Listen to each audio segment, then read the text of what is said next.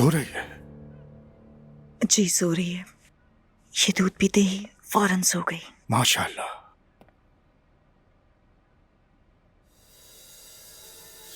Mary, Maryam के कहने का मतलब गलत नहीं था।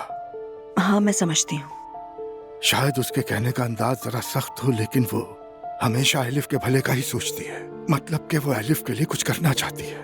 जब कुछ लोग अपने तरीके से कुछ करते हैं तो दूसरे लोग समझ नहीं पाते इतनी आसानी से।